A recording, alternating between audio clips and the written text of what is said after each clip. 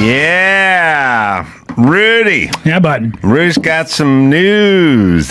Let's do it. So the Simpsons kill off Marge Simpson. Sort of. The Simpsons season 36 finale revealed that the Simpson family matriarch died in a flash-forward scene. The episode titled "A Stranger Things" focuses on the sibling bond between Bart and Lisa, who grow apart after they stop watching the kids' show Itchy and Scratchy. Marge is fearful that her kids will become estranged, which turns out to be a reality 35 years after Marge has died. Which, I understand that a lot of these television shows, it's tough to be able to do an entire take characters from when they were children and put them into their teen years, but at some point people do have to realize. They were talking about how fans of the show were pissed off. First off, I don't know any fans of The Simpsons anymore. I think they've kind of died out. But then on top of it, you do have to realize, like, this is a story. I get that they all kind of just sit in the same age in perpetuity, but at some point people do have to die.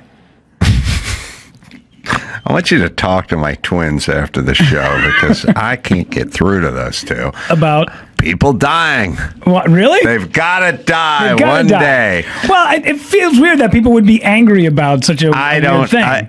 I really don't know. I mean, my God, I saw The Simpsons, their first episode. I think we looked it up once. It must have been 89 or something.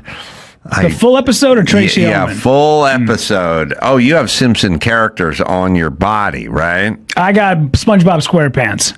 Oh, I thought you had somebody from The Simpsons. Oh, all right. Better. The point is I was staying in Berkeley in a friend's house in December of 89. Yeah, end of 89.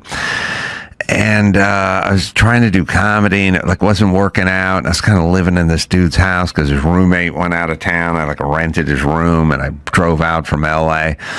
And I remember seeing the first episode, and I just remember going, "This is smart. It's interesting. It was funny." I remember taking note of it, kind of going, there's definitely something here that I don't normally see, especially late 90s sitcoms, going up against sort of the family, sort of bumbling dad and the wife that's too good looking but puts up with him, and, the one smart kid and the one dumb kid and all that kind of. This stood out to me, and I can't believe.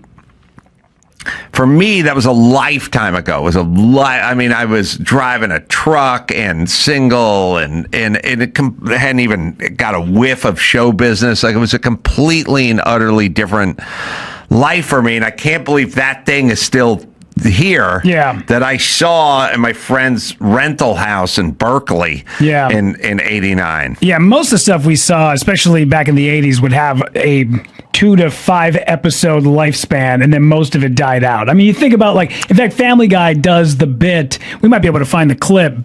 Family Guy does that entire bit where they talk about they got taken off the air for 2 or 3 years, and then their first scene back, they rattle off 55 shows that Fox canceled instead of putting Family Guy back onto the air. Yeah, I was early money on Family Guy. I thought it was really funny. I used to go do voices for Family Guy when Family Guy was at their first location. It was in the Valley. Yeah, wasn't on Wilshire back then. Were you the voice of death before or after Norm? That must have been after, correct? Norm Macdonald was the original voice of death, and then I replaced Norm. I'm assuming. I was friends with Norm. I always was. Norm didn't seem to care. I never really talked to him about it. Definitely hung out with him after taking over as the voice of death with Norm. And I never did. It's kind of a weird life. I never asked Norm, and I never asked Seth, and I've spent a lot of time with both of them. Why Norm? Here's what I'm going to assume. Norm lived in Playa del Rey or something. He lived by the beach. He was deep west side. There's kind of Beverly Hills west side, but you can just get over the hill. And then there's, Santa Monica west side. And then there's Hermosa Beach or Playa del Rey or something, deep. And Norm didn't drive himself. and he had a real difficulty with normal things. Like a lot of comedians are like there's no way I'm going into the valley, bro. And it's like, listen, first off, I used to drive my truck. I'd be working in Silver Lake one week, and I'd be in Simi Valley, and I'd fucking get up, get in your car, and fucking drive somewhere. Would you fucking prima donnas? Like, what do you mean you can't do it or too much? You know what I mean? Like, it's weird how like overwhelmed everyone is all the fucking time. Last week, I got up in the morning. I moved. I had to be out of the rental place after being displaced. I literally got up at 7 on Thursday. I'm not fucking blowing my own horn, but I got up at 7. I moved for about 3 hours, and then I did a podcast for 2 hours, and then I jumped in the car and I drove to Vegas, and then I didn't give myself enough time to get to the hotel, so I just got dropped off at the club, and I changed in the back, and I did 2 shows. Mm-hmm. It's fine. Yeah. It's just standing and talking or driving a car with air conditioning. People are like overwhelmed. Yeah. But Norm did not drive himself. By the way, those of you who announce I don't drive, all you do is burden everyone around you. Absolutely. It's not, it's like your personal choice. Like I had a friend, every time I'd go out with him back when we were poor, for like breakfast, back when it was like a big deal to pay for someone else's breakfast, we'd go out and we'd be eating, making $9 an hour swinging a hammer, and the check would come and go, yeah, man, I don't got any money. We didn't have credit cards or anything. And I go, why not? And he goes, I just took my ATM card and I just cut it in half with scissors because I'd take a bunch of money out on Friday and just spend it all week. And I go, okay, great. Now you don't have money.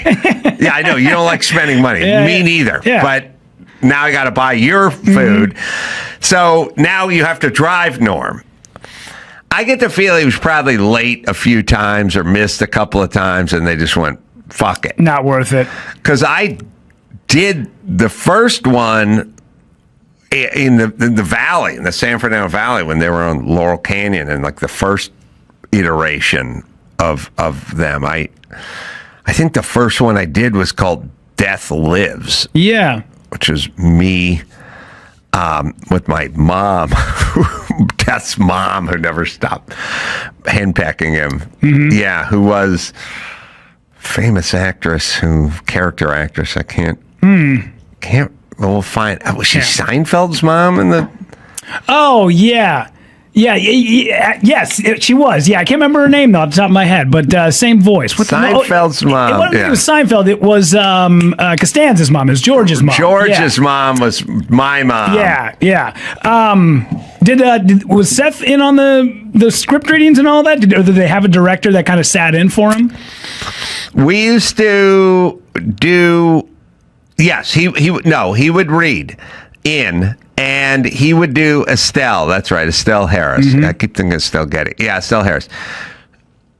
Seth would be there always at the beginning, and he would always be late, and then you'd have to fucking sit around and wait, right?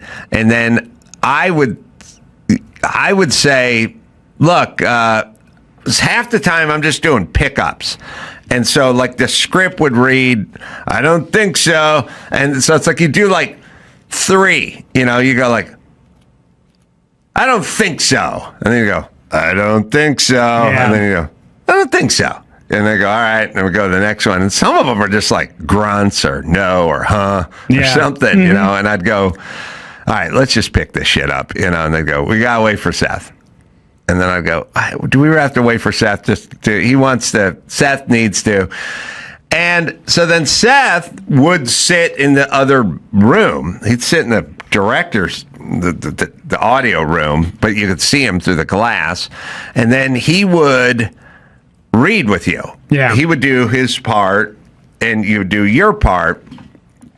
But he would do kind of a half of Peter Griffin, whatever. A non-record, they weren't recording his side of it, so he'd do like a kind of lazy, and I'd just tell him, I need 100%. I'm not fucking around. I mean, he didn't really care. I just go, I fucking waited a half hour, and now you're mailing in Peter Griffin. I need like full time. Sure. Like 100% Peter Griffin. And he would laugh, and then he would do it, you know, or Stewie or whoever. He'd do them all.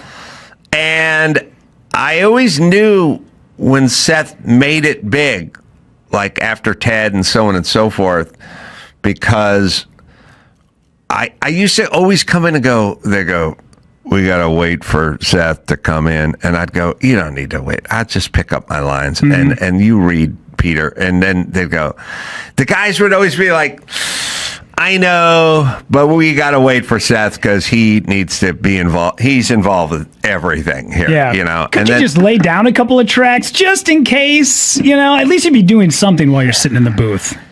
So one day I just went in there and a couple years on, and I was like, all right, Seth, not here. We got to wait for it. I go, no, we're going to do it now. And I go, oh, nice. Where's Seth? I don't know, but we're going to lay this down. And I was like, oh, you don't have to wait for Seth anyway? He goes, no, we don't have to wait for Seth. And I was like, oh, Seth's busy. Seth's rich. Seth's getting a blowjob. Like, absolutely. Seth's hammering checks. Like, eventually, Mr. Hands-On is working on Ted, too, and fuck that.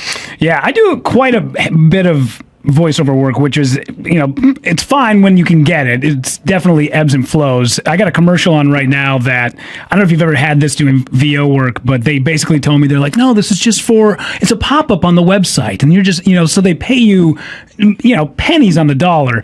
I have heard it's for mycomputercareer.edu. If you are ever listening to Hulu, or if you're ever like listening to SiriusXM or it's all over the goddamn place. Watching Hulu or listening to Hulu? If you're watching Hulu, it'll pop up like in a commercial. I didn't know if there's some Hulu radio something. Yeah, it's on Spot. It is all over the goddamn country. I get emails and text messages daily about, hey, I heard you doing the computer spot, and I'm like, these guys need to pay me a little bit more cash, man, because they basically sell you on like, but you get the exposure. I'm like, the exposure of what? I was like, my face, it's my voice. I don't get exposure. Like, people who know me.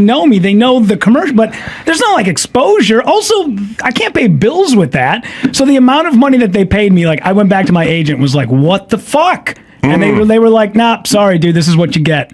So it's like, now I'm kind of in this crossroads where I go, all right, do I get rid of it and stop having people? Because, you know, like, I get noticed, people who listen to this show, or they hear me on other podcasts with Michael Yo, or they know me from other commercials that I've done. They go, oh, I know that guy. There's plenty of times I get off stage and people go, are you the My Computer Career guy? And I go, absolutely. And they're like, that's great. And I'm like, I got paid like $100 for that fucking thing.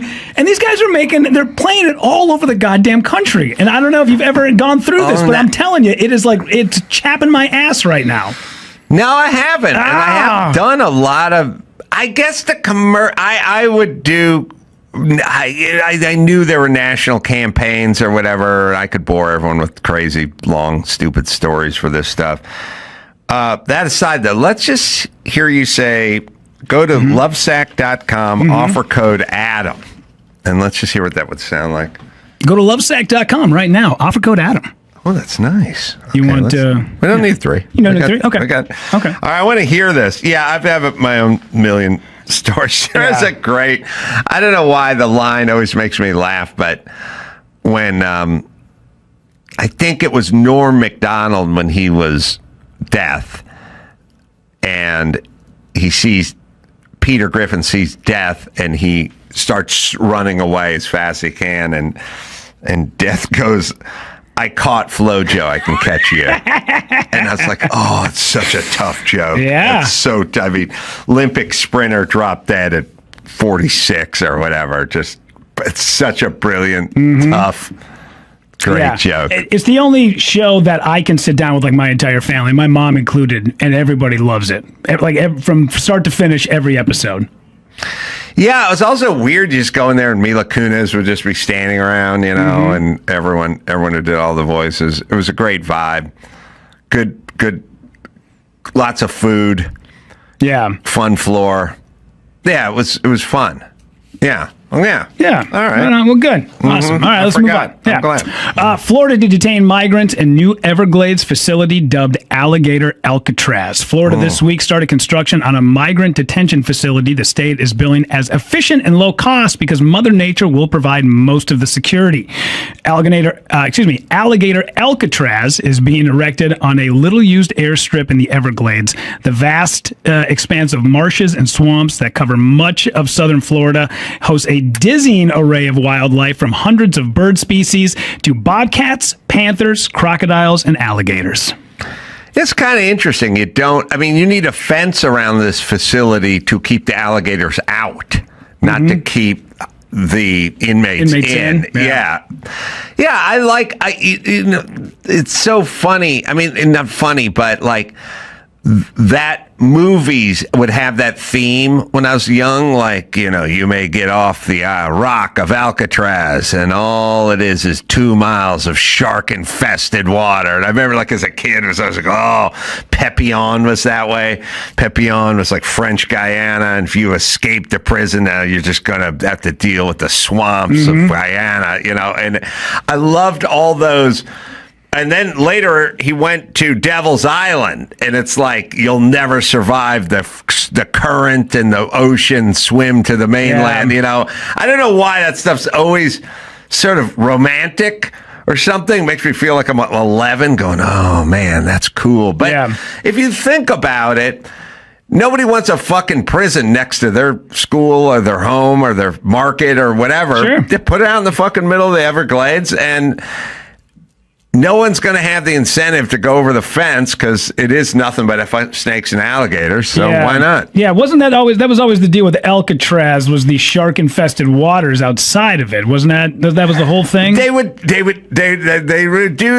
if the current doesn't get you, the sharks will. Yeah. But then every year they have an Alcatraz fun swim where a whole bunch of fucking triathlete guys jump in the bay and swim all day. So what sharks, day off? Yeah. Or they're looking for guys in prison uniforms?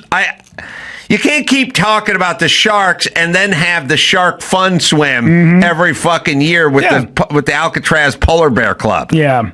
It's one or the other. It's one or the other. And the current, I'm going to the current as well. Yeah. How many other things in that ocean can possibly kill you that they're not telling us about? There's got to be, how much gay glitter, how many boas are down there? It's really about the infection now more than it is the sharks. Like in today's America, you have a much better chance of getting pink eye and like a yeast infection from all the sewage. Well, yeah. Just walking around San Francisco will give that to you. Oh, yeah. We have the clip of Norm from... Oh, yeah. We'll play it. As it mentioned that I ran 2 weeks of junior varsity track. Let's not do this. Hey, look, I caught Flo, Joe. You don't think I can catch you? My ankle! Caught Flo, Joe. You know what I love best about jokes like that? I guarantee whoever pitched that joke pitched it to his wife or his girlfriend or something, and she didn't know what the fuck he was talking about. Sure. It's tough, and then they don't get it. How long are we going to listen to that in there? I don't know. I made a joke. The model Rebecca Gayheart. Oh yeah. I said she had the same nickname as Manny Pacquiao. And someone's like, Manny Pacquiao was called the Mexicutioner. And I was like, yeah. I was like, she ran over a Mexican kid on the way to school. And everyone looked at me like, what? No. Oh, fuck. Jesus Christ. What the fuck? I get it. It was a horrible joke, but it also confused 80% of the room. Yeah. Yeah, most of them are just sitting around going, Noxzema? What's got to do with Manny Pacquiao? The Noxzema gal. Yeah. All right, there was. Yeah, the only... there was a line I always loved that I improvised in the one Death Lives one, there I sort of starred in that episode or whatever, but Death's mom, who's also dead, obviously, was just never stopped hounding her son, me, kept yelling at me. And at some point, I just said under my breath, I go, God, I wish Dad was dead. Did they give you a lot of wiggle room on that show? They kept that one in there. Wow. Which was just a riff. But it was smart because you picture the exact same scene where you go, God, if Dad was still alive, he'd tell this bitch to shut up, but he's gone, but because it was death, I had to wait. Somehow Dad wasn't. He's still alive. He's up or there. Yeah. something. Yeah, I didn't really do the math, but I thought it'd just be funny if we twisted the script on it. Yeah. Yeah, I don't remember. Yeah, probably in the early days. Look, their thing was like, oh, said something funny. We'll keep it. Sure. What just makes them seem better. Yeah. I was doing a voiceover. I don't know why it just made me think of this, but in Minneapolis, I was doing a voiceover, and I got out of the booth after, probably 3 hours. And the lady director, as I was walking out, she pulled me aside. I was with a friend of mine, also another voiceover guy, and she leans into me and she goes, I just want you to know, you're not the most talented, but you're the most coachable.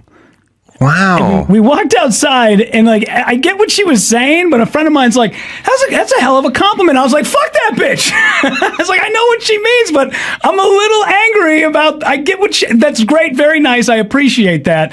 But wow, there was a part of me that's like, that is wildly backhanded. You know what would be a great move?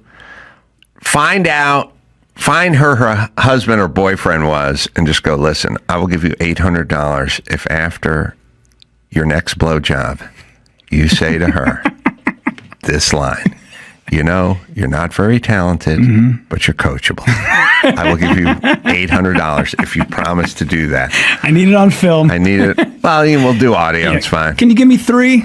Yeah, have fun with it. All right, one more. One more. All right. Here it is. I wanted to bring this one up to you. A couple of thoughts about this guy. Disgraced influencer Liver King arrested in Texas after calling out Joe Rogan in unhinged post. If you remember, the Liver King, known for lying about his insane muscular physique, gobbling down raw organs and even testicles, was arrested in Texas after challenging Joe Rogan to a fight in a bizarre social media footage. I never saw this. Yeah, the YouTuber, whose real name is Brian Johnson, was charged Tuesday with making a terrorist threat soon after traveling to Rogan's home state and posting alarming videos after picking a fight with the podcaster, at times holding what appears to be 2 guns. All right, let's see. Everything. Because Joe Rogan, we don't have to make videos to pretend anymore. All of this is happening. We're coming to you. I've challenged you man to man to a fight. Honorable. And we don't have to pretend or make any videos. The world is watching. They'll make the videos for us. And you don't have to hold a camera. You can hold the hand of somebody that you love, because what happens next to you, you're going to need to remember that feeling. You're going to need something more than what you did to give you something to fight for, because I have my family to fight for. And I'll die for them, you know that. And you're a black belt, but you've never come across something like this, willing to die, hoping that you'll choke me out. I pray to God, because that's a dream come true. It feels good. And then the limbs, I'm fighting for my family. So limb. Go ahead. But then you have to contend with something else. And I weigh 177 pounds, an actual savage.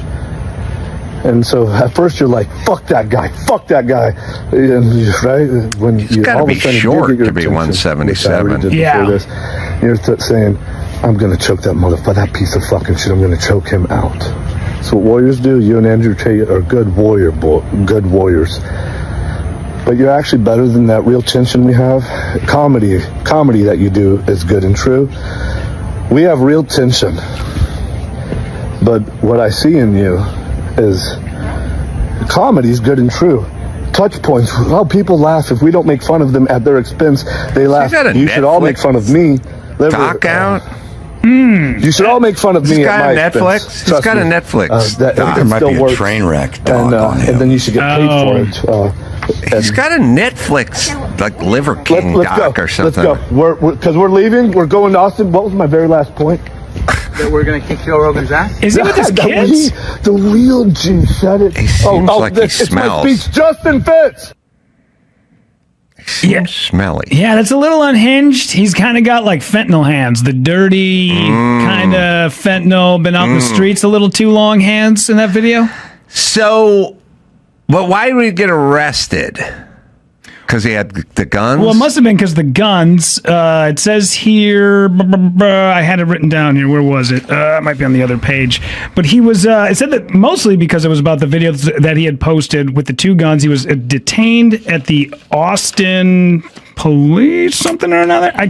Why it says exactly why they don't tell, but here we go. He was hanging around Austin making threats. Yeah, that's booked in the Travis County Jail, Austin, 8:31 p.m. Online records show, but further details of the arrest were not immediately known Wednesday. Yes, it's an Untold documentary, Liver King. No. Untold. Untold did Malice in the Palace and that whole thing. Trainwreck is another one that did Fire Festival and shit like that. Oh, okay. So they did one on him. Yeah, they got a new one out about the Toronto mayor that I'm looking forward to. Oh, yeah. Yeah. Hey, all right. Speaking of docs, last night watched the Mad Magazine documentary. Oh, you did? Yeah. Where'd you see it? I rented it off of Amazon Prime. You paid money? I did, $5.99. I'll expect that back. Yes. Yeah. No, it was great. I loved it. There was so much of it that, you have to cram in 60 years of Mad Magazine into 90 minutes. So there's so much of it that just sort of gets a little, not blown over, but they'd mention it. But I would have watched 2 hours on Mad Magazine versus J. Edgar Hoover. I thought that was super interesting.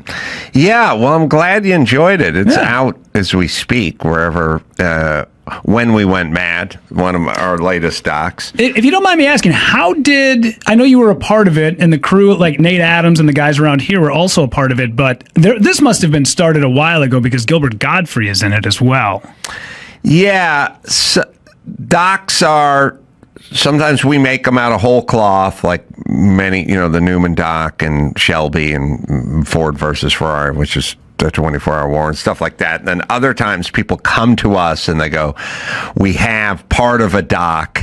Can you guys finish this doc? And we know how to facilitate finishing the doc, and sort of everywhere in between. So there's some are works in progress, some are done, some I just fund from Jump Street, others we get funding and do them. I mean, it's not really a way to make a living. It's just a way to create stuff and to have something something that Mike August won't take the cellophane off of in advance, even though he's been told repeatedly to do it in a merch table at some point. Sure. And it just ends up being, when you're done with your life and Norm Macdonald or Adam Carolla come calling, there's just going to be a pile of books, a pile of docs, a pile of old cars or whatever, and this is just be one more thing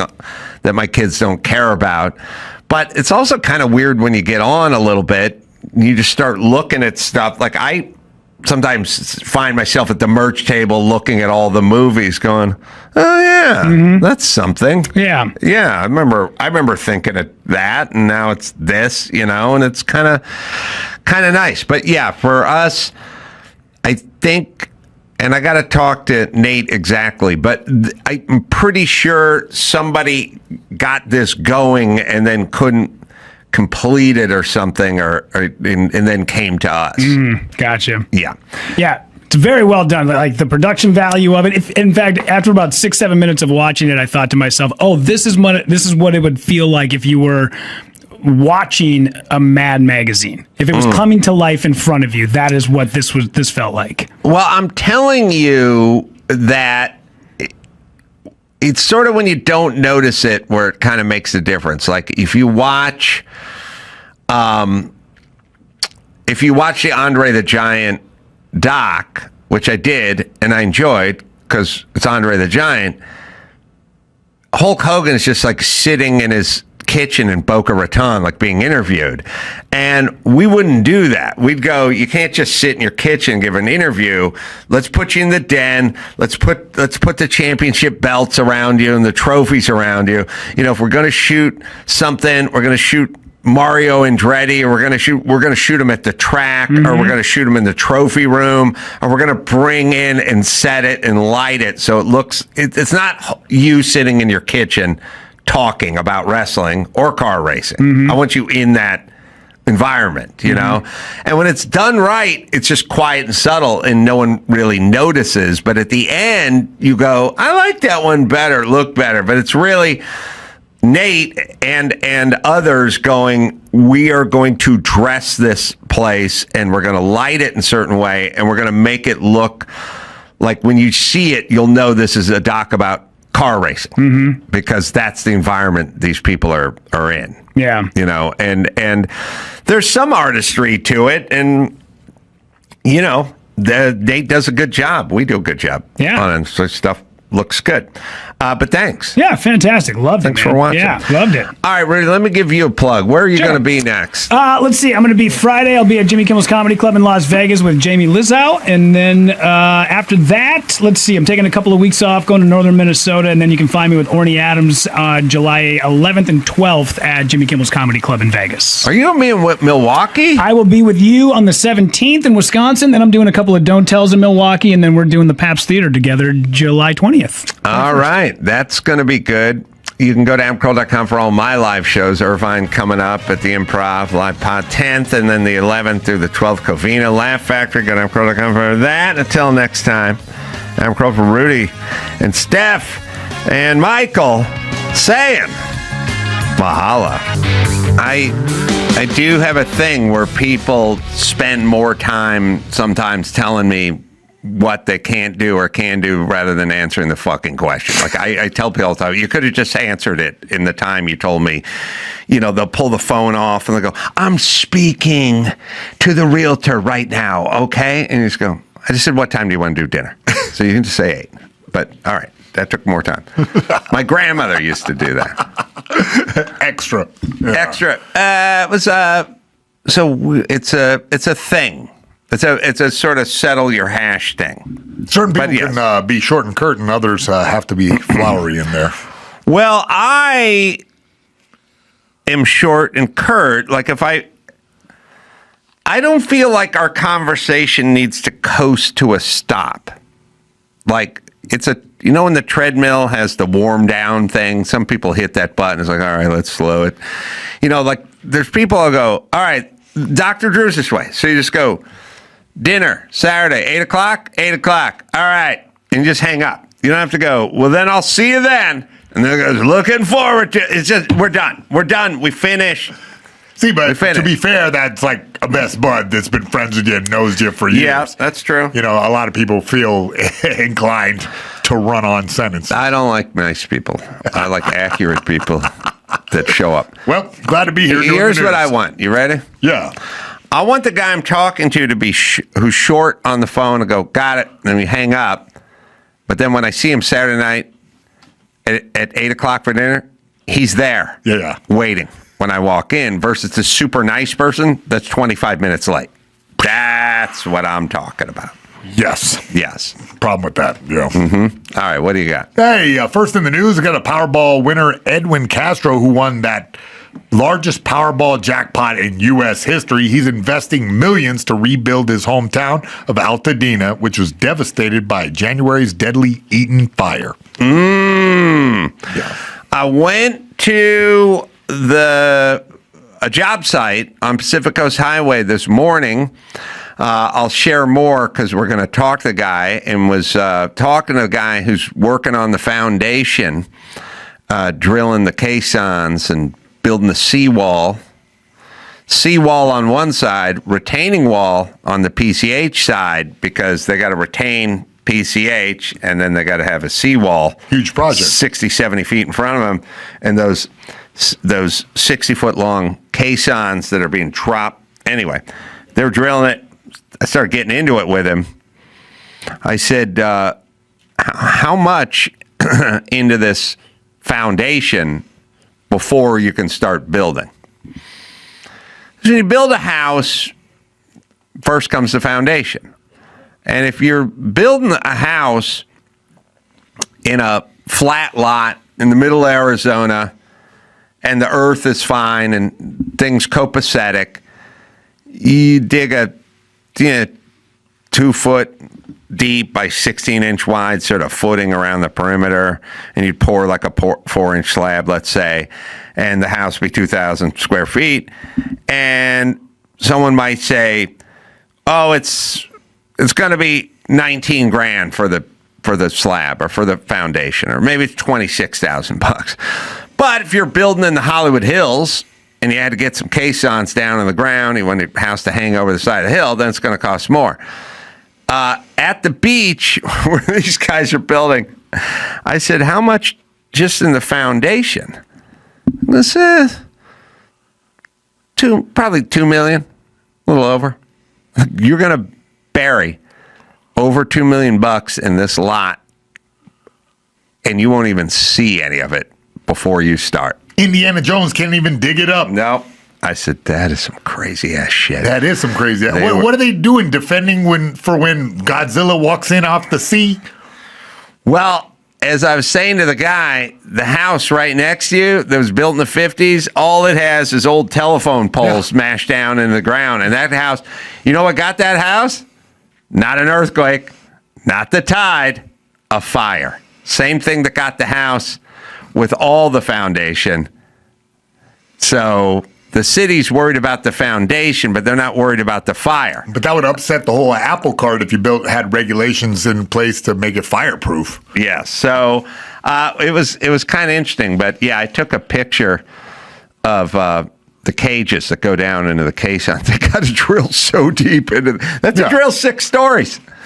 They drill a 6-story building into the ground. I go, how many of these you putting in the ground? He goes, but 30. 30. Yeah, they go 30. Far enough. Yeah, they go far enough to get over there to Wuhan. 30. Yeah, I said, well, some of them's for the retaining wall, and some's for the seawall, but it's about 30. Holy shit! I know. These guys just fucking drilling away. Yeah, don't fall in the hole. The guy said, that thing's 7 stories down, man. He said, you fall. He said, that's some of that sand gives way. You go down. He goes, once you start going down, you don't stop. There's no grabbing. You're just down to the bottom. But you know what? Andrew, write this down. I've been saying this for a long time. This country, never more divided, right, Mayhem? Accurate, yeah. Yeah. Lot of fighting. Nothing can unite us. We can't even get the government. The government's shut down, okay? A lot of acrimony. I've been saying for a long time, we need a baby Jessica stuck in a well moment to bring us together. You know what I mean? Like you could picture Trump and Chuck Schumer sitting in front of the TV, just standing there like, will she be alive when and one arm goes around the other guy? Talking about the baby down the well, right? Yeah. Okay. I got a daughter too, man. That would unite. I was hoping for alien invasion. You know what I mean? Because we'd be fired up. We'll argue. We're still arguing about that. But baby in a well, this country needs to be reunited with a baby in a well type moment. Okay? Now, here's the problem. We're fresh out of wells. We don't do a lot of wells anymore. But and we need it to be, it's got to be a white kid. You know what I mean? Sorry. Demographic. So we ran it through a filter. Yeah, blonde, we focus tested this.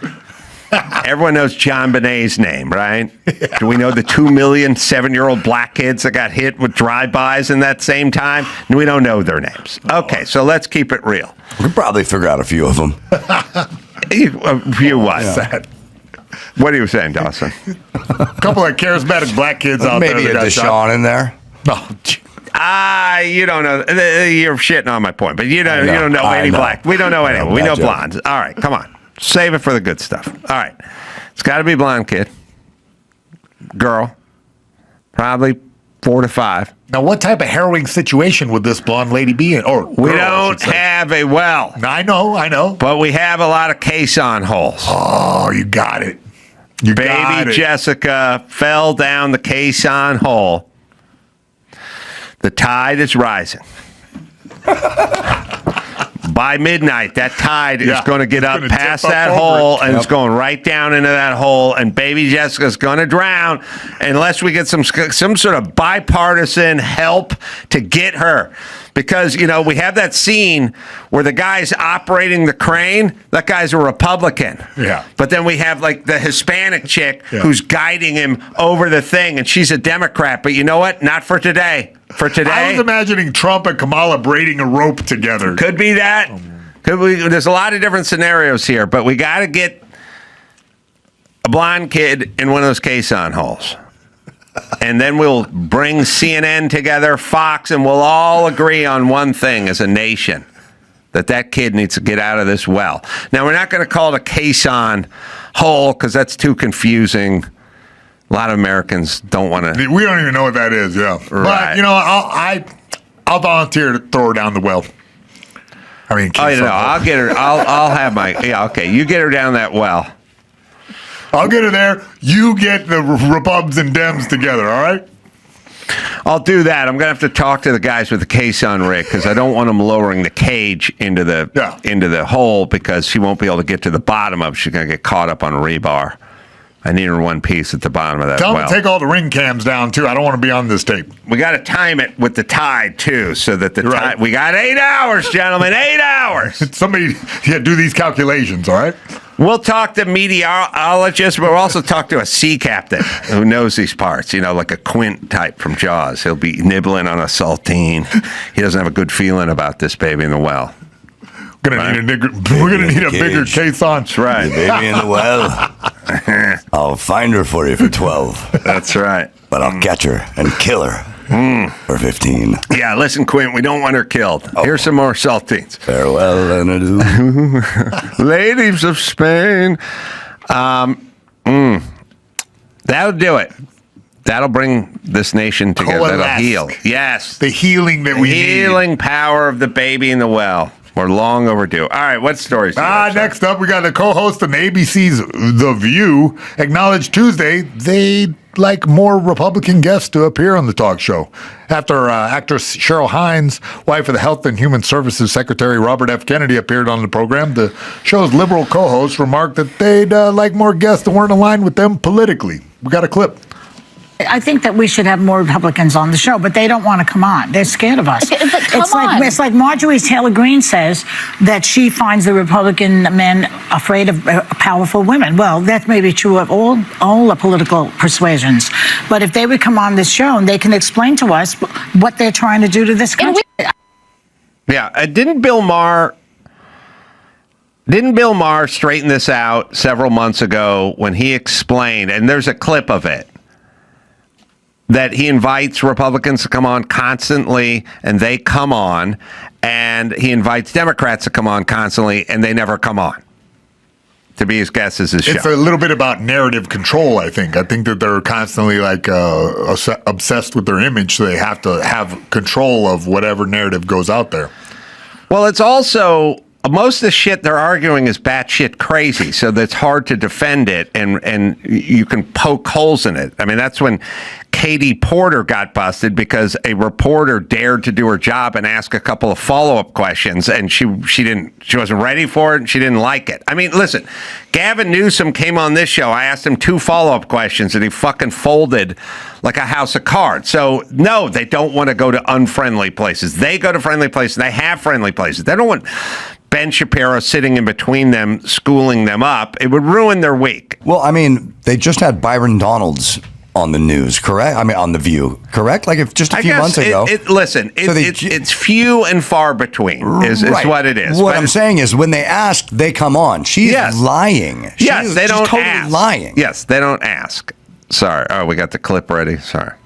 And she is a Republican congressman from South Carolina, member of the House Armed Services Committee, who recently announced running for governor in 2026. Very exciting, Nancy Mace. I don't feel like this is what I'm talking about, but... Well, thank you for being here. I always say that to my Republican friends. I say it every week. The Republicans show up. The Democrats do not. I say it every week. I'm going to say it every week. Stop asking me why the Clintons have never been on the show. They're invited. AOC, all these people, they never come. Ask them. All right, good. There you go, everyone. And you're right, Andrew. He did a long jag on it like 6 months ago, but I guess he did one last week or the week before or whatever. I guess that's his thought. Okay, they get invited to a friendly. Yeah, it's like friendly. An ally, but we'll put them to task. Bill Maher's like known for right. It's they're the coach who goes, tough, but I'm fair. Okay. He's tough, but he's fair. But you're going to have to answer questions. You're batshit crazy stuff, and it's not going to work with him. And you have batshit crazy ideas, so it's not going to work. Isn't what's happening right now? Isn't Newsom saying that Joe Rogan wouldn't dare have him on the podcast? Yes. But Rogan totally would. Nobody believes him. Right. But he just won't go on, and so the front that he puts on, instead of saying I don't have the balls to go there. He won't have. He's trolling. He's saying he would go on, but then turns it down. That's ridiculous. I just saw a tweet. Let me find out. He's doing this kind of. He's trying to be Trump. He's doing a Trump type movement. Yes. And his press office releases Joe Rogan is a snack-sized podcaster who can't stop talking about me. Obsessed. Crush, no thank you, but is too scared to have me on and let his audience hear the truth. Just it's insanity, right? Yeah, they don't care anymore. I mean, listen, calling everyone who disagrees with you a racist is pretty insane, but they'll just do it. They're done with it. Did we ever play Katie Porter on with Piers Morgan? Yeah, I think so. On Bill Maher? I don't think we've done That's that. a recent one. I got that one. But if you do or don't, I don't know. But she's not interested in having Piers Morgan ask her normal questions. Like he does a follow-up, and she'll go, I disagree with everything Riley Gaines says. And then he'll go, like what? She just wants to get money. What's that have to do with it? What do you mean? You ask a follow-up question, then they get into trouble. Sorry. Go ahead. He'll find that. Yeah. Ladies from the View or Beyond. Oh, here it is. Here we are. Yeah. This is great. This bitch drives me nuts. She drives me nuts, and not because she's a cow. It's because she drove me nuts 6 years before this. But we should be able to have a civil debate. Nobody, including Riley Gaines, who I disagree with strongly, should feel What do you disagree with, out of interest? I think that it should be up to sporting bodies to make the decisions about who and how should compete. What has she said that's actually wrong? I think that what she has done is try to turn this. We talked about people, using things to kind of get likes and get clicks. All right, you can pause it. Okay, what has she said that's wrong?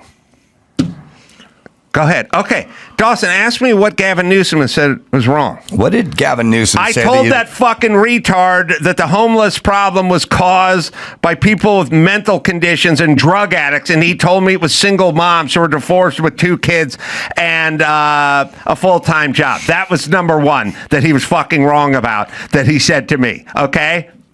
You want to keep going? Because I can keep going. Right. I don't go, well, he just wants attention. No, that wasn't a question, you cow. We want to know what he said was wrong. But Piers, she's not up to this, is what I'm saying, because her ideas are bad, because Riley Gaines is right. But sorry, go ahead. I've got no truck for Riley Gaines personally, but all I've seen her do is stand up for women's rights to fairness and equality. Well, she actually competed against Leah Thomas, and it was obviously unfair. Leah Thomas won one of the races in the NCAA championships by 50 seconds against a bunch of biological females who simply couldn't keep up. That cannot be right. It cannot be fair. That is something that I think our sporting bodies should be dealing with. And by the way, Riley is speaking up for herself, and that is her prerogative, and I respect her free speech. I think she's speaking up for pretty much every female athlete in the world. Wasn't that... All right, she doesn't want to... You think she... First off, she didn't sign up for that. She thought Bill Maher was going to be... Mayhem. Yeah. Mayhem Miller. Yeah, that's me. King of the Octagon. All right. Did you ever duck a fight where you thought I could beat the shit out of that guy? Never. Right, but what if you thought that guy might get the better of you? I never ducked a fight. Maybe I should have, but yeah, never did. I would argue careers last longer when you avoid guys who you're pretty sure could beat the shit out of you. I've heard it described by Ariel Helwani as a calculated turning down of a fight. Yeah, people make what they call in the football when the receiver goes out of bounds instead of tries to grind out another 2 yards. He made a business decision, is what they call that. Yeah. And these people make business decisions, and they're not in the business of showing up. They just want to fight tomato of. cans all the time. They don't want to actually be taken to task by a legitimate opponent. I've seen Rocky 3. Was it 3? Where he got the tomato cans? Yeah, that's good. All right. Because he was telling his trainer that he was, won his last 20 fights. And he's like, those were tomato cans. I set them up with you. Remember? And he's in his mansion. Yeah, right, I remember. Right. With the robot that's serving him? Yeah. Had to get back to the streets. Yeah. Yeah. While Clubber Lang was just doing push-ups and getting ready every day. Yeah, Mm-hmm. Don't test me on Rocky knowledge. Yeah. The robot, by the way. I'd love to have a scene where Paulie was trying to get with the robot. No, I'd like a scene where he got her to change its voice. Oh yeah. Yeah. Mm-hmm. And then someone's like, "Oh, he brings you a beer. She brings you a beer. Yeah, she's great, but don't believe a word she says. Right. You can't listen to her. She is a liar." All right, we got. By the way, you know what? As we're right off this subject, Brittany Force, who's a race car driver and drag racing, and this says rails. I understand it's all funny car and rail, Top Fuel, and we're going to find that out. Lots of records. She, as I look at this, you go fastest run ever, by the way, 343.5 miles an hour. Recorded 12 runs over 340 miles an hour. None existed before 2025. Now, listen, Katie Porter, if you go... Listen, I don't think any of those women, if Usain Bolt became a woman, I don't think any of those biological women are going to be able to keep up with the guy. And same with the boxing ring, and same with the high jump. But if you want to compete in drag racing, then there is no advantage. I mean, there is no feminine drag race. There's no female designation or male designation or transitioning designation. That wouldn't go over great in the pits. I've been to some of those races. But because it's not about strength and it's not about upper body strength, it's just about reaction time, experience, and skill, then yeah, there's sports, I don't know, archery or something like that, where you go, oh, I don't know that we need a male, and they don't have a male and a female division in automotive racing. Horse jumping.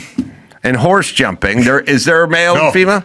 Both athletes compete together. Yeah. Right, and women go 30 pounds lighter than horse dudes. That actually gets the medal. Honestly, I think it's the horse. It doesn't really get the medal, but they're judging the horse. Right, not the but rider. There's a handful of events that it's unnecessary to separate male and female, Yes. but that ain't wrestling, and it ain't boxing, it ain't basketball, it's not football, it's not baseball, it's not a whole bunch of other ones. So if you want to pick that sport, then fine, and combine them. Some people live in that TikTok reality.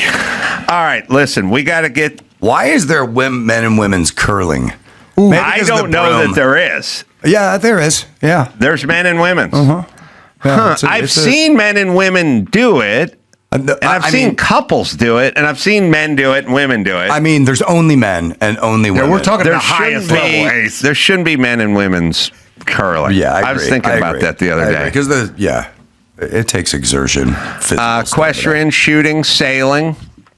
I'm looking down at the cheat sheet here, but it is curling.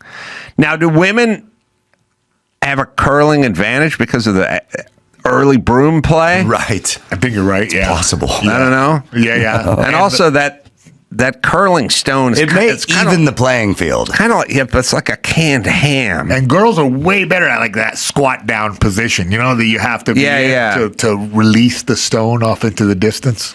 I don't know how they even keep score in curling. I mean, I kind of do. What is What is the average female curling score and male curling score, if it even works that way?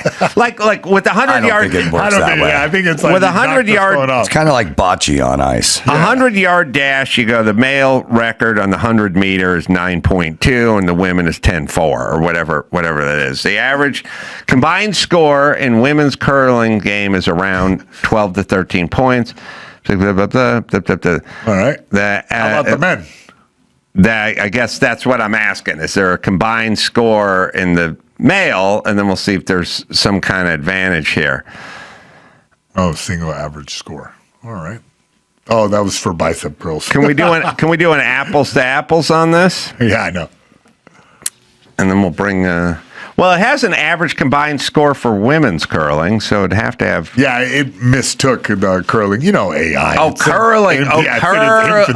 Curling. Oh, okay. Hey, Adam, Aaron, 40, Austin, Tejas. I was just singing the Man Show theme in my head, and I realized I have no idea what the line is about Heather. Ba ba ba ba ba ba ba ba Heather. So for now, I'm just going to say hanging in the chow line with Heather until you enlighten me. Thanks, brother. You can leave us a message at 888-634-1744. So, hanging in a chow line was from Good Times. And it was one of the first songs I ever really broke down on the radio. And they say hanging in a John, I think is what they're trying to say, but they don't say hanging in a John. They go hanging in a chow line. It's like, okay, when Michael Jackson says, but the kid is not my son, he says, but the chair is not my son. He just says, doesn't say kid. There's kid in play. It's ka. He doesn't say, but the kid. He goes, but the chair is not my son. They do this a lot. Artistic license. I guess so. So it's hanging in a jawing, I guess. Hanging in and jiving is what hanging in and jiving, but it sounds like he says hanging in a jar line. But it sounds like chow line. Yeah, it's hanging in a chow line, which could be a food line. Look at the cans on this chick name. It's a place where men can come together. Look at the cans on this chick named Heather. That was not. I didn't write that line. I wrote. Grab your favorite private part, maybe, or send the wife and kids to France. I remember writing the theme to the Man Show. It was Jimmy and I and Danny were just sitting in our office, and we're like, we gotta get a theme song. And we got a theme song. We just sat there. It's Bye Bye Blackbird, basically, is what it is. The song, the melody. And then we just wrote the lyrics, which is why I don't have any respect for anyone who writes songs, really, because it's not nearly as hard as people think. Real classics, yeah, but just songs, not that hard. Dime a dozen. All right, but thanks for listening. What do you got in the news? Well, I got some news. Kanye West's wife, Bianca Censori, will not be punished for her Grammys nudity. It's a hot story. She came out wearing, a voluminous black coat. But she dramatically dropped it right here if you haven't seen it yet. Shield your children's eyes. Mm-hmm. Over that shoulder one time. Over the shoulder! Oh.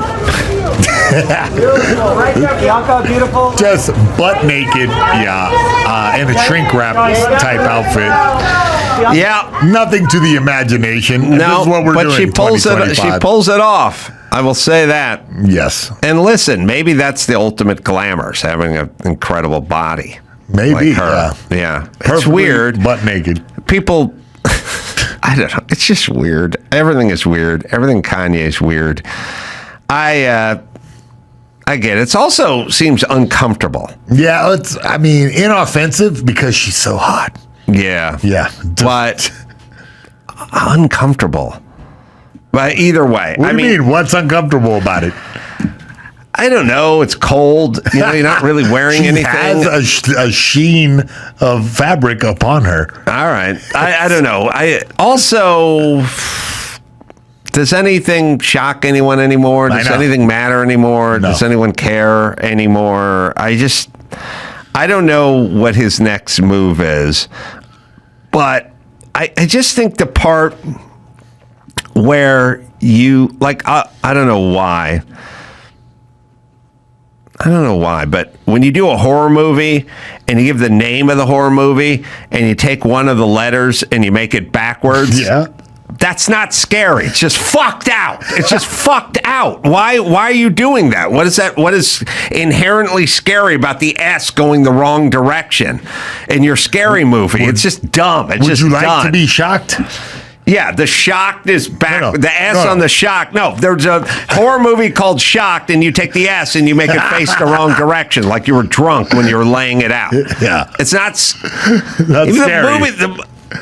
The movie Seven, when they took the V and they made it a 7 or something, it doesn't really even make sense. I don't. It's not inherently scary, and being naked where you're not supposed to be naked goes back. No, I thought you'd just be old. shocked that Bianca Censori is an Australian architectural designer. Oh, so yeah, a little more in common with you. Those two, but all right. Also, I always feel bad for like their dads. You know, have to kind of go, Jesus Christ, really? What? Fucking something on. Yeah, I mean, he's got to sit home and get the newspaper, turn on the phone or whatever, and there's his daughter walking around. Bianca's a butt naked again. Yeah. Mm-hmm. Well, in other news, Joe Biden is ready to make some Hollywood deals and signs with CAA. Yeah, former President Joe Biden is officially stepping into the post-presidency spotlight. Do we have to do this? Do we have to do it with everyone who leaves? Well, Obama and Michelle Obama. What do they know about? What do the Obamas know about making documentaries? You know, they don't know anything. Yeah, they've done it a few times. That's so gross. Yeah. By the way, Biden's 82. He's swindled enough money.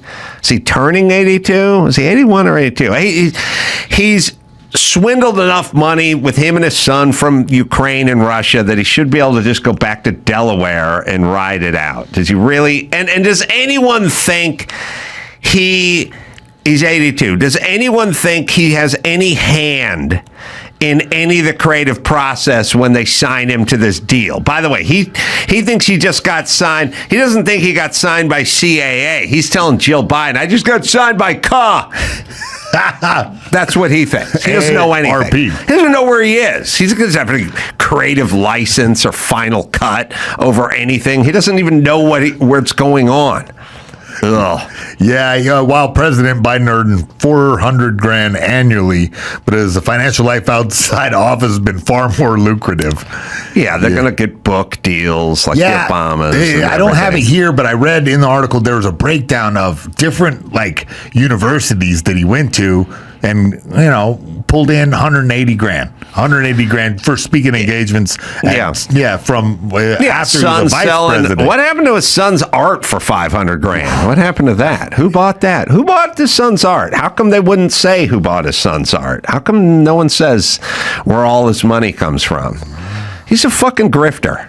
Yeah, I think that once you get into the top levels of power, it's really hard not to grift. Yeah, I know. And listen, here's the thing. Let me just say this. The Obamas are very wealthy and have multiple homes that are worth millions of dollars. And Biden is wealthy. And Trump is wealthy. And Elon Musk is wealthy. And Vivek Ramaswamy are wealthy. All right. They're all wealthy. One group gives us lectures on wealth and humanity and wants to know when is enough, when do you have enough, how much money do you have, what about the other people that don't have money because you have stolen all the money and income inequality. One group wags their finger at you and lectures you about your humanity. And the other group is just fucking rich. Now, they're both rich. One is constantly trying to lecture you on why you shouldn't want to be rich or who has all the money or who doesn't. Meanwhile, they're all at the same party. Yeah. And they're all fucking hanging around with Oprah, who's rich, who's also going to lecture you on when is enough enough. So that's the only difference. They all got big time book deals. They all get fucking set up from Netflix. They all do the same thing, run in the same circles, have multiple homes and fly privately. But the one side lectures you, and the other side is content just to be rich. And if you'd like to get rich as well, that'll be your business. And that's why I don't want the lecture. Wagging your finger at me from Pelosi's fondue fountain. Yes, I will take. You can have your money, you can have your investments, you can have your rich husbands, you can have your Porsches and your private jets. Just don't fucking lecture me like you're not rich, bitch. Whenever the Obamas are like, well, when's it going to be enough? I don't know. You're going on your fourth home that's multi-million dollars. Is that not enough? Or is that enough? Or do you like the house and you want it? Yeah. And you need to shut the fuck up. I think they might be talking up, though. Like at the billionaires. They're always talking about someone who is richer than them. Yeah. But here's the difference. The difference is having a net worth of $100 million versus a net worth of owing the bank 30 grand. And a network of having $100 billion. When you have the 100 million, you live whatever life you want to lead. That's what the Obamas do. Yeah. Whatever the party is, whatever, it's not like they're sitting around and they're going, well, I'd like a Coca-Cola, but we can only afford Shasta. Yeah. Those aren't the decisions that are being made by the Obamas. They're doing whatever, whenever, and then they're telling us about the have-nots, the people that don't have the money. Yeah. And my thing is you got the money, now shut up and don't lecture me. And by the way, seems like you're all about the money, too. You're not making as much as Elon, but you'll fucking do anything to make money. Yeah. So there you go. All right. In some lighter news, a man sitting in a restaurant gets hit in the head by debris from the Philadelphia plane crash. Yeah. I mean, look, I say lighter because this video is comical and he is not killed. He made a full recovery, or he is in the process. But he got... If you want to see someone get their bell rung, check your eyes up to the top of the screen. Oh, run it back because if you blink, you miss it. Oh, wow! It came flying in. But from a plane explosion, everybody jumps to the ground. This guy took a direct hit right to the dome, but it seems like his hat off. Yeah, bust his hat right off in a comical fashion. Whoa. But this guy is lucky to be alive today. Yeah. The Learjet was headed to Missouri for a fuel stop before continuing to Mexico. It was the a wreckage. Man, it was a private jet from Mexico. Yeah. It was a medical flight taking a girl who was getting life-saving treatment here. It just blew up in the air, right? It did, yeah. No, I don't think it was taking her to get treatment. I think it was taking her back. Yeah. Sad. And really it just blew up. I heard that there was oxygen on the plane, and that because it was a medical plane, and that could have been it. There's a flight many, many years ago with a professional football player on it that crashed in Florida because it had oxygen like stowed below and it went off. Like I guess oxygen tanks in airplanes don't mix. And I think that's the theory of why it just blew up in midair, right? Yes, that's what it says. And many people hospitalized, 3 people in critical condition, everyone on the plane, died. 22 injured after. It landed right in the middle of Philly, right? Yeah, it landed right there, and we get this. It looks like that guy's going to be okay, but other people not so much. Yep. I heard. Speaking of Philly, I was told during the break that the NFL is going to suspend the end racism agitation bullshit that they put in every end zone, but I don't know the full story to that, but it can't end fast enough. And I don't know if that's a kind of Trump-related thing or what they're doing, but we will one day, you guys will understand how quietly dangerous all this sort of anti-racist shit that you put everywhere and how destructive it is. And the damage it has caused our society and race relations, because it appears as if racism is a much bigger problem than it is, because you are actually putting it in the end zone, highlighting it. You want to know the utopia I would like to live in? Yeah. Racism is not a real problem. It's not a dangerous problem. It's not a situation that needs to be discussed in end zones of football games. But you want to know a utopia we would be living in? Imagine if in every professional football game, instead of end racism, they just went, use your blinker, use your turn signal. That would be something. That would be positive. That would be something we could do. Now, I don't know what this story is, and I don't know. We're looking at a picture of the Kansas City Chiefs, and it says end racism in the end zone. So this picture is not helping me with my dialogue because I'm saying they didn't do it, but I don't know if that's the Super Bowl or not. So, yeah. Anyway, but Byron, it's not helping me because I understand it says end racism. I'm saying for the Super Bowl, did they end the end racism or not? But we're gonna find that out. You can do your next story. Yeah, the next story is a trans Oscar nominee, Carolla Sofia Gascon, breaks down, says she's being sacrificed over past tweets. Oh, really? Yes, the first openly transgender Oscar nominee is speaking out in emotional response backlash over past tweets that have resurfaced. Gascon nominated for her role in Radical. These are dude tweets back then, right? This is hers a dude? I think so, yeah. Dudes tweet different. Oh, they took them out of here, but yeah, if we can put some of those up. Is this movie? This movie seems like a retarded woke musical that is getting a bunch of woke points, and that's why it's getting all the buzz. And it's the reason no one gives a fuck about the Oscars anymore because they're just giving it to the wokest shit. No one cares, and I've never heard of any of these movies. I'm not going to see it. And by the way, Dawson, you're going to have to look. What is the differential between the critics score and the audience, the popcorn score? Because this sounds like one of those that's going to be 95 with the critics and 47 with the people. 47? No, I'll go 64. I'll go 93. I'll go 93 critics and. What'd you say? I said 64. I'll say 59. And I'm going 93. Yeah, and so whenever you see a movie that's real high with the critics and low with the people, think wokester. Yeah. But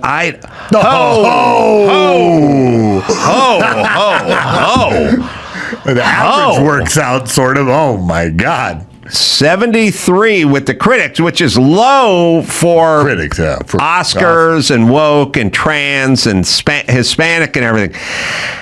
18% with the people with over 5,000 reviews. Now they're going to say those are haters, but I'm sorry, you never see a Best Picture nominee with anything under 50. Right. Yeah. 18%. We're getting into like Medea's Halloween special, like percentage with 18. Holy shit. Yeah, and those old man tweets of hers were disparaging to George Floyd, called him a junkie, I think, or something like this, and really just, I don't know, the backlash is pretty amazing to go in such a woke environment to be reinvestigated. Well, what was her... But those were dude tweets, right? That's what I mean, yeah. I feel like you can't, you got to give some... If you're going to become a male or female, we got to throw your old tweets out. But that's how she thought when she was a dude. But what were the tweets? Do you have them? Yeah, they took them out of here. I know there's one. They took them down, you mean? No, my article got adjusted where I had it on here, but the final print doesn't have. We'll fix that in the future. All right. But yeah, she's saying she can't step down from an Oscar nomination because I have not committed any crime, nor have I harmed anyone. So she was like talking up George Floyd, or saying you idiots who defended George Floyd. She actually took positions on both sides of the argument, like saying that George Floyd was kind of, Well, do we have those somewhere? Yeah. And then, Byron, so them why up. not have them? If we're going to talk about them, we should at least have them. This is my take. Yeah. And we'll also figure out what's going on with the Super Bowl and end racism. Regarding the Super Bowl, the NFL will remove the words "end racism" from the end zones at Caesars Superdome in New Orleans. Mm-hmm. They're going to replace them with stencils of "Choose Love." Choose while they're beating each other up on the field. Choose love. Yeah. Oh, here we go. Here's some, the tweets that in question. Truly believe that very few people ever cared about George Floyd, a drug addict and a hustler, but his death has served to highlight once again that there are those who consider black people to be monkeys without rights, and those who consider police to be murderers. All wrong. So all of it's wrong. Blacks Nuanced. aren't monkeys and cops aren't murderers. Yeah. Yeah, it's true. Nobody cared about George Floyd. And yes, he was a drug addict and a hustler. Yes. Yeah. Yes. Now we're building monuments to him. But yes, that is all true. But yeah, I think that whole movement was about not so much that guy, George Floyd, but the fact that guys get away, the cops would get away. Yeah, that was about, I know, but you still are building statues to a junkie criminal, which is not a good plan. But the cops not getting away with it that's correct. That part. But then, see, here's the problem with all you guys. You can point out that there's police brutality without turning the victim into a hero, because they're not a hero just because they were killed by a cop. The argument is he's a martyr for the cause. Yeah, but martyrs did something usually, like the guy that almost got his head taken off with the with the aircraft that fell out of the sky, wouldn't be a martyr for aviation safety. He'd just be a dude who was eating at a diner, got hit by a piece of shrapnel. We wouldn't look to him for aviation safety, and we shouldn't build a statue of him and put him at the fucking airport. That was the guy who just got fragged by shrapnel. So you're not a martyr for the cause because a cop killed you. But I get it. I get what they're doing, but also they don't care about him either. They're just trying to score some intersectional points. All right, so we're going to choose love, which means nothing.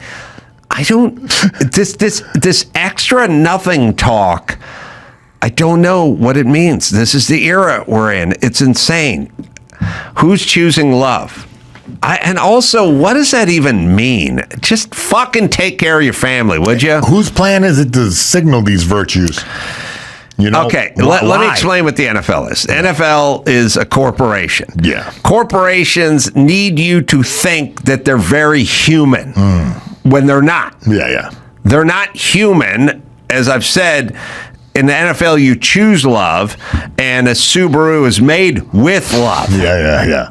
But it's really just made with a bunch of natural resources and like vulcanized rubber and metal and shit we tear from the ground. Yeah. So we dig huge holes in the ground and then we tear stuff out of the ground and we rape the land and then we use those raw materials to make a Subaru, which Mother is Earth's love. Yeah, which then burns fossil fuels, pushes exhaust out the back, More and love. then eventually ends up in some landfill or pile somewhere and leaches into the ground table water for the next 1,000 years. So that's what a Subaru does. But you have to convince us it's made with love, so we think of you as nice. Yeah. And then we want to buy a Subaru. In the NFL, you guys are just a huge corporation who tries to pay your ex-employees who are crippled oftentimes now the least amount possible and fight them and CTE things and not pay their retirement or their medical bills or whatever. That's what you guys are. Yeah. But you don't want us to look at you as that. You want us to look at you as someone who's alive. Like the NFL, and so we want you to choose love, except for that has nothing to do with you. It has everything to do with us. And no, they don't care what you choose. They want you to like them. Yeah. And that's the new world order we're in. The greatest commercial of all time, and we can't find it anymore. But they started this shit. We're going back 25 years. There was a commercial, and maybe Dawson can find it, but I don't think it exists anymore because I think we looked for it once and they scrubbed it. It was a Nike commercial. And it was Nike showing a bunch of women athletes, and they were sweating in the weight room and taking shots out on the court and getting knocked down and picking back up and get hard checked in hockey and stuff. And they're like, we sweat like the men, we bleed like the men, we work like the men.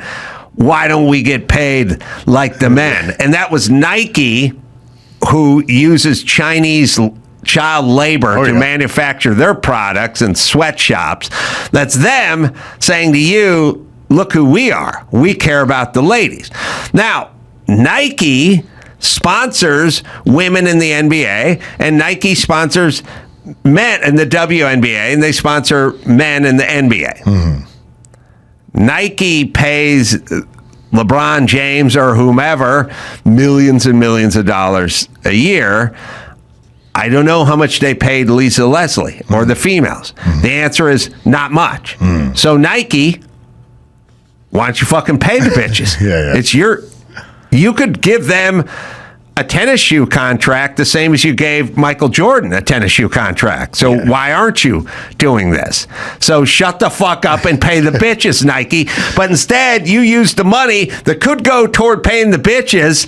You used it to create a commercial to make us think you were something other than what you are, which is a big corporation that sells shit. Manufacturing consent. Yes. Yeah. So sorry, I'm dubious, NFL. I'm not going to choose love. Just how about no statements? Well, but in the end zone. They ended racism, though. Well, now that racism is gone, now we can choose love. And by the way, that doesn't mean anything. It doesn't help anyone. It doesn't cure anybody of anything. All right, one more. That's all I got. That's all you got. Good.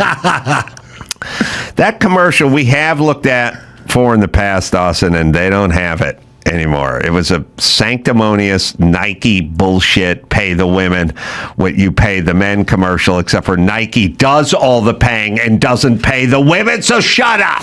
Yeah, I'm not saying anything, but I do want to say that the NFL is saying that choose love is appropriate to use as our country has endured in recent weeks wildfires in Southern California, terrorist attack here in New Orleans, the plane and helicopter crash in near our nation's capital, and the plane crash in Philadelphia. So we all need to choose love. I would argue, please donate to the Red Cross.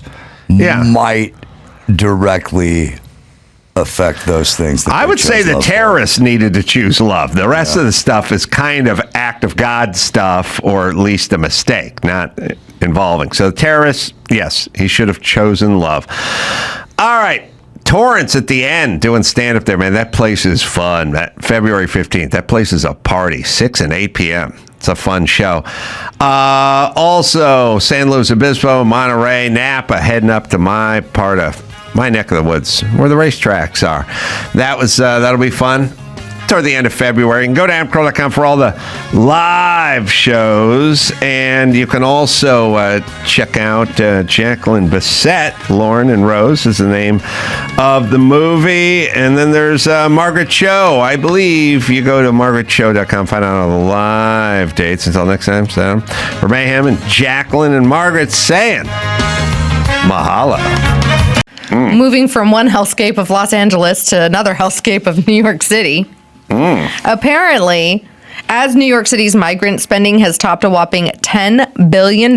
See, they are. Mondami and Hochul, they are billionaires. Yeah. They're handing out billions of dollars. Look, you can go Elon Musk is a billionaire, but if you say this guy's in charge of handing out billions, in a way he's more powerful than the dude who's not going to hand out his own money. It's easier to give away someone else's money. Tim Walz is a billionaire. He just hands out our billions. Yep. So Mamdani's doing the same, but he's saying, alas, that's not enough. He needs another $1.2 billion. And get this, on top of that, he's saying that New York City's property taxes are probably going to have to raise if the state of Hochul there won't tax the millionaires within the state to fund his programs like this. Do these people understand what year it is and how flexible people are with moving? Because it's easier now than ever before, I think. Moving, if you go back 200 years, you get to the Donner Party, and moving was quite difficult and dangerous. Yep. But they still did it. Yep. But it was hard. And thus, whatever percentage of people, I would argue that 150 years ago in this country, 82% of the populace died in the town they were born in. Yes. If you go back 150 years. Yes. Those days are gone. I would even say like 70 years ago. Like you had a lot of people post World War II, post Vietnam, where they go home, they get a job, they build a business. Right. And if you go around this building and you ask everyone where they're from, it'll all be somewhere else. Mm-hmm. Even maybe the closest is like a Dawson, but he's a Bay Area up north guys, not here. Mm-hmm. And people are so mobile now. And it's U-Haul, it's technology, it's the automobile, it's the interstate system, it's work from home, it's Southwest, $89 flights. I mean, people are just mobile as hell. It's like luggage used to be a steamer trunk and you'd have to get porters to carry it onto a boat with you. Now everything's got wheels, baby. People used to dress fancy when they travel. People just leave, getting off the plane. People just leave. So what Mandami doesn't understand, that it's the same thing they did here with production in Los Angeles. Like, we're going to just make it the permitting process a little more unionized. And it's like someone should have said to these guys 20 years ago, people are just going to leave. The productions are going to leave. No, they live here. They like shooting in LA. They love LA. They have their homes in Beverly Hills. They're going to fucking leave. Mm-hmm. They're going to Canada. They're going to Prague. They're going to New Mexico. They will leave. Yep. Once you get the most progressive people in the world who are constantly talking about taxing the rich to leave to save a couple of dollars on taxes for production, now everyone can leave. What's kind of funny, too, is they did it to themselves, not just in all the ways that you said, but also in the work from home thing is a huge thing. Right. When so many jobs can be done remote, or you only have to go, and they created the pandemic. Yeah, and the pressure of the pandemic of nope, can't open schools, can't work in an office, must continue working from home, and now that's so seeped into the culture. Yes, that makes it even easier for people to leave horrible progressive policies. The other thing that the politicians don't get is the millionaires and the billionaires are smarter than they are because they work in the private sector and they had to do something. You fucking dumb shits never did anything. So that's number one. They're smarter than you are. They count on this thing. And they count on this thing where it's like, hey, man, if you have billions of dollars, you can afford to pay another couple of percentage points on it. Yes, you can afford. Mm-hmm. They act like you're going out to a steakhouse and the billionaire's going, well, I'll get the strip steak, but I don't know if I can afford the prime. And it's like, yeah, no, he'll buy the prime. He'll buy a Rolls Royce. He'll do that. What he's not going to do is waste money. Mm-hmm. He's not going to give it to you so you can squander it on a bunch of illegals or homeless bullshit. That's the thing. You don't get it. They do a thing where they go, you're already a billionaire. What is a couple little extra dollars or it's like, that's not the point. Yep. They're not in the business of wasting money on your shitty They want to invest protocols. in something. Yeah, they're going to leave. Yep. And then you sit around and go, I don't get it. Why are you leaving? You could just stay here and pay a little bit more. It's a bad investment. Yep. Giving you more money to fucking waste is not a good investment for guys who make good investments, and that's why they're billionaires because they make good investments. You are a shit investment. Gavin Newsom, you spent $24 billion on homeless people. You've not put anyone inside a home or built a home. You then spent $20 billion on a bullet train and it's going nowhere and it's 19 years in and it's not going to be. So you are a shit investment. Mm-hmm. So I'm not going to invest in you because I'm a smart and savvy investor and that's why I'm a billionaire. And for some of the people too, the employees will follow. Oh, for sure. Right? Oh, yeah. So Hochul, I think, is totally running for president. You think she's going to run for president? Part of the reason. She is such a fucking dope. Look, maybe I sound like an asshole or a broken record, but I've said it a million times. You can go Jim Jordan or Tom Cotton or any of these people, any Marco Rubio, J.D. Vance. Okay. You disagree with everything they say. They're not fucking dopes. Yeah. She's a dope. She talks, you go, I don't know what the fuck she's talking about. I think she's slightly better than Whitmer.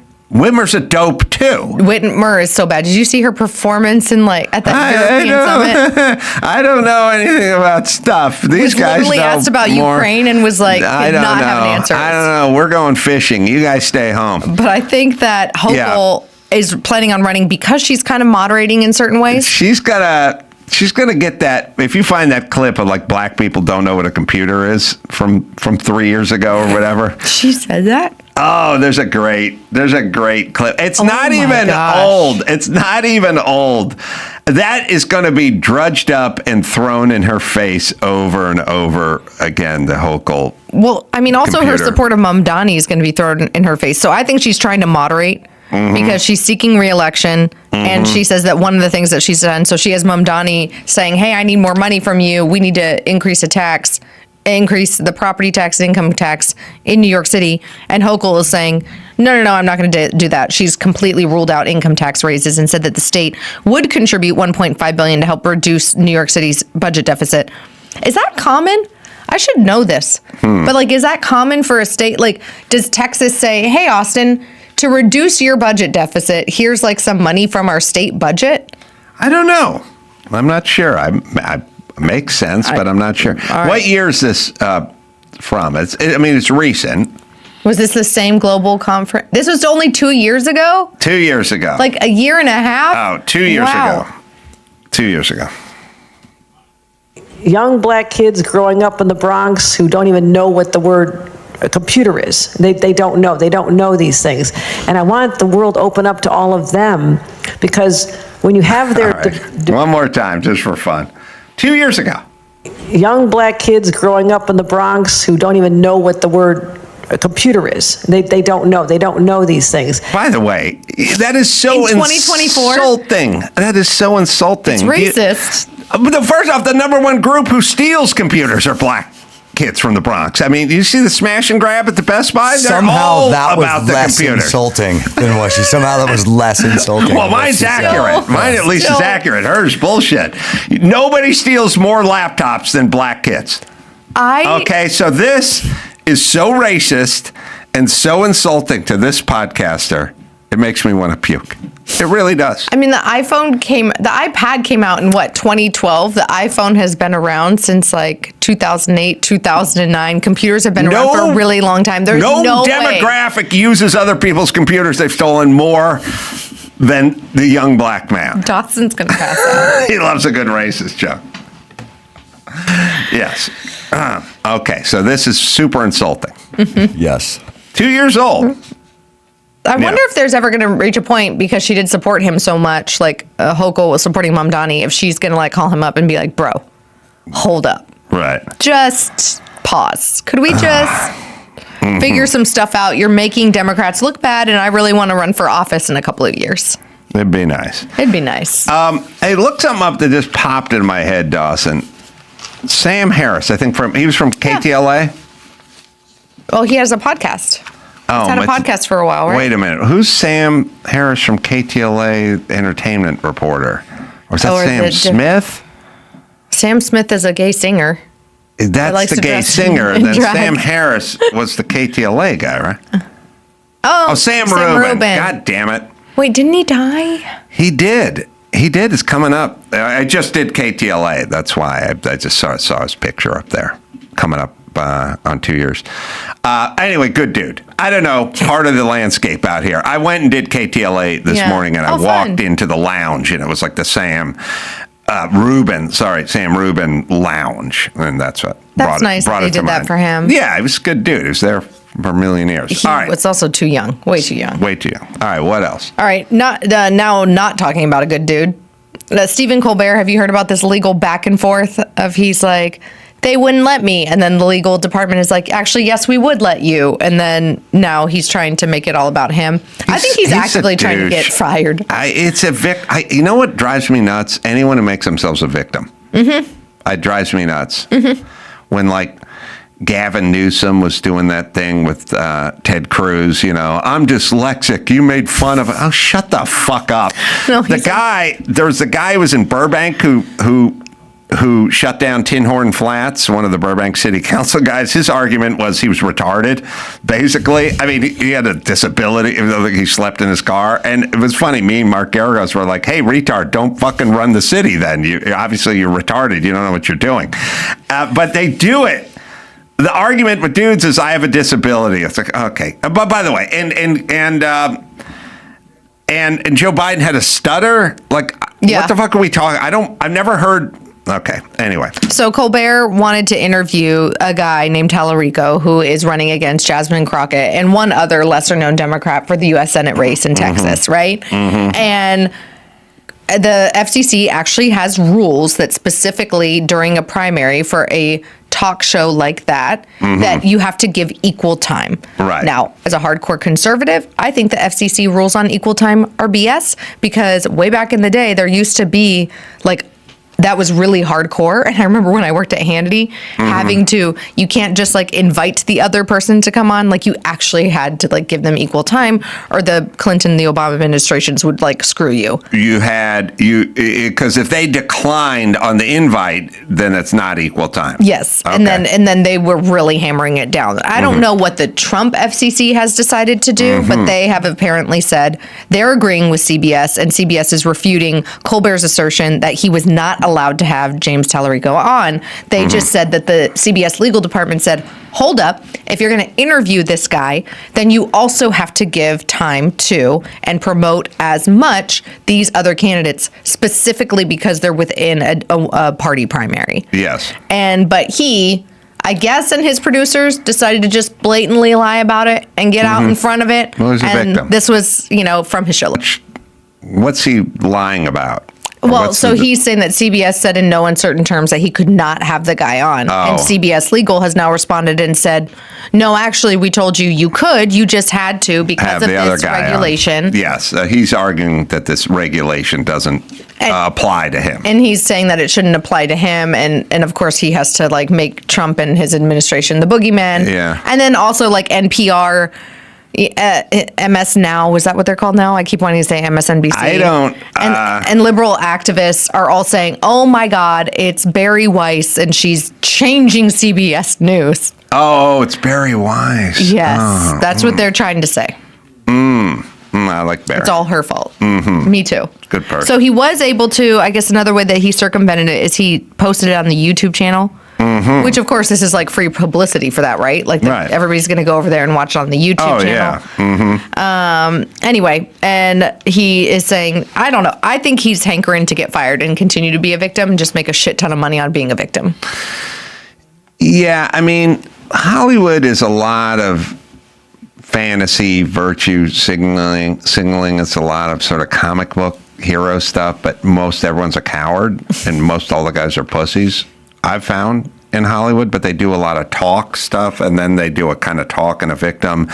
And Hollywood does a thing where it's like you get up in front of a group of people who think exactly how you think and sound exactly how you sound, and then you tell them something they wholeheartedly agree with and then go, I know they try to shut me up and I know I'm risking my job and I know I may be risking my life, but I'm going to say it. Fuck Trump. And then everyone goes nuts, and it's like, that's not what a hero is because everyone agrees with you. And even though you're calling Trump a dictator and Hitlerian, nothing's ever going to happen to you and you know it. So you get to... That's why Mark Ruffalo can talk about it while wearing his Renee Good pin and Ice Out stuff. Right. Fascism So on the red carpet. It's sort of a thing where, so what Hollywood does is like Hollywood looks out the window at night and sees a shady character lurking around, and they're pussies and they would never leave and go confront the shady character. But if the shady character was an avatar made up and invisible and they knew would never do anything to them, then they would proudly announce, I'm going out to investigate. And then their wife would go, should we call the cops? And I'd go, no time for backup. And I'd storm out. And I'd go, because it's my job to protect this family. And then I'd go out there and I'd go, hey, Stu, how you doing? You're not going to do anything. You're armed with a feather duster. Thank you. And he'd give me $20 and I'd go back in the house. They know they're brave acting like they do in the movies. They would never do it in real life. Of course they not. would never, if they thought Trump was a real dictator and a real tyrannical dictator and Hitlerian or Mussolini-esque, they would shut their cowardly fucking mouth immediately if they thought... And flee the country. Oh, yeah. If they thought this was China, I mean, it's why... Cuba, Venezuela. Right. Okay. They got big problems with Israel. They got big problems with Catholics. They got no problem with Islam.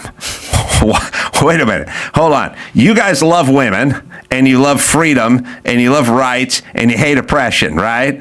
But you're going to storm into Catholic churches and you're going to talk tons of shit about the Jews and Israel, but you got nothing to say about the group that actually does all the oppressing and subjugates women and treats women horribly and throws gay. Oh, you love gay rights, right? You love gay rights? Yeah, these guys throw gay guys off top of buildings in a burlap sack. You have anything to say about them? No, I don't. It's a beautiful, peaceful religion. Why? Well, they cut your fucking head off. They go Charlie Hebdo on you. They fucking walk into your fucking shit and they start slaughtering people. And you're pussies and you don't want to deal with that. But you do want to be a hero. So go to the place where they don't do anything and they don't slaughter you and then go be a hero there. Don Lemon, go there. Don't go to the mosque and start fucking around. Someone's going to get you with a machete, and you fucking know it. But yet, you claim to be a champion of gay rights and women's rights. So that's what you're dealing with He also with claimed Hollywood. to be a Christian. Yes, a lot of, I'm the hero, even though I never did shit. Yep. That's what you have to deal with. I mean, but it pays well. The grift pays. It says on my screen the equal time was for the Democratic primary. So the person not getting equal time was Tellerico's opponent, Jasmine Crockett, because Colbert probably doesn't think she can win. Yeah. I mean, he's clearly trying to prop up the guy that is pulling ahead. And then, like I said, there was a lesser known candidate. So there's 3 Democratic candidates. So he'd have to give a segment, a high value segment, right? I mean, even though Colbert's ratings are crap, like people still want to go on the Colbert show. Like celebrities and comedians and politicians and stuff are still probably going to take that call. So he'd have to give 3 segments on 3 different nights to a U.S. Senate candidate from Texas. That's crazy. Yeah. All right. What else we got? We have this horrific story. This comes from the New York Post, but it's been everywhere recently, of that trans shooter who people are saying, quote unquote, was an odd bird who wore dresses and heels to work at a shipyard. Listen, I was hearkening back to something I said to Dr. Drew a million years ago when this stuff started popping up. And it was circa 1996, let's say. And the rule back then was, if you would like to be, there was pre-op and post-op, and we had cross-dressers and we had transvestites and we had all kinds of different titles, so we knew drag queens, which group you were in. Yep. You know, now we've just, it's like the trans community or something, but I don't even know what the fuck. I don't know. I go, it's got his dick. Is it cut off? Like, what are they, a woman? By the way, I need to know, because there's a difference between sharing the locker room pre and post operation for me. I want some details. Yeah. I don't want you going into the locker room with your male junk. Into your daughter's locker room. Sorry. Or your girlfriend. All right, let's just say yours. Yeah. Any woman. No bueno. If you had your junk lopped off, I look at it differently. Now it's a different situation. And others don't, and we can debate it. But what I'm saying is I like to know what category you're in, to figure out where to let you go and how much locker room access and so on and so forth. But anyway, back when in 1996, the rule, and I don't even know if there's a rule anymore, but before you got surgery to have your genitals removed or altered, you had to meet with a therapist for a year. And they had to, at the end of that year, go, okay, this person this is not a rash decision made. This is not an impulse buy. Even before the hormones, because I think that's a part of like what the lawsuits are now. That's is that a very good question. They'll start young people on hormones. That's a very like good after question. one 30-minute visit. People, and maybe the hormone therapy, this is 30 years ago, so wasn't as advanced as it is now or common. I mean, I'm sure in 30 years with, by the way, this went from almost zero to half the kids my kids went to high school with are fucking around with this stuff. But anyway, but here's the whole point. I said, well, go back. Okay, this says you don't generally need to meet with a therapist for over a year to begin gender. But what was it like literally 30 years ago? But here's the whole point. I said to Dr. Drew in 1996, and you guys can find tape of it, if you are meeting with a therapist and announcing that I'm a man, but there's a woman trapped inside of me, you're by definition nuts. That's the definition of nuts. You thinking you're Napoleon is less nuts than that. So when are you ever going to be declared sane? Because the whole motivation for seeing the therapist is you are nuts. And I'm now starting to believe this. We sold this bullshit to everybody that this is some sort of disease or something. I'm now realizing most of them are just fucking nuts. Yes, during the 1990s, it was standard practice to meet with a therapist for at least a year and often much longer to obtain a sex change, gender reassignment surgery. According to the 1990 Harry Benjamin Standard of Care, which guided most medical gender care at the time, the requirements were strict and included mental health. But so the whole point, like how many 14, 15, 16-year-old kids, if you met for one full year with a therapist, would want to go under the knife at the end of that year? And what's fascinating for leftists that say that if you're gay, you were born this way. Right. Statistically, when kids are told to wait and pause, they end up coming out. Yes.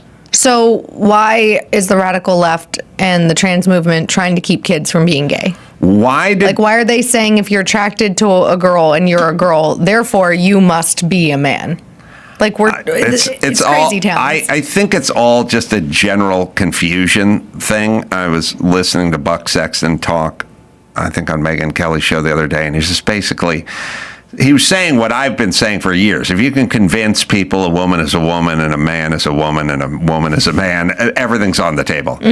By the way, if you can convince someone a man can be a woman can be a man, and this gender thing is just some arbitrary thing, then how easy a slam dunk is climate change or Black Lives Matter? I mean, that's easy convincing. You can convince people, once you do man is a woman and woman is a man, you convince anyone of anything. Or abortion isn't murder, or pot is good, or teachers unions know best. A layup compared to this. Yep. And that's the plan. And get people in a general state of confusion where they're questioning their reality. And they're also having to shut up. I mean, I don't think most people that went along with it just were scared. They didn't want to get yelled at or fired from their job or whatever that is. But mission accomplished, except for it didn't work because you can't fight Mother Nature, and now we got this. So anyway, this guy apparently was 56. He was a father of 6. He murdered his wife, his soon-to-be ex-wife Roberta, and his 23-year-old son Aiden in Rhode Island over the weekend at a high school hockey game. It happened on Monday, so it was over the President's Day weekend. Colleagues called him short-tempered and was known as being an odd bird who showed up to work in quote-unquote inappropriate clothing, including short skirts and dresses. They told this to the Providence Journal. How the hell could you wear high heels in a shipyard? Said Ryan Fisher, who worked with Dorgan for 7 years. He added that he was an employee as an electric cable puller, and because, quote unquote, they had muscle. And another coworker who didn't want to be named claimed that he had only just shown off photos of his ex-wife and kids at the shipyards just days before the shooting, and that he had previously referred to his ex as his princess and gave zero indication as they were divorced, and had gushed about how much he loved his whole family. Apparently, he had stressed about having that reputation and was very vocal about being into guns.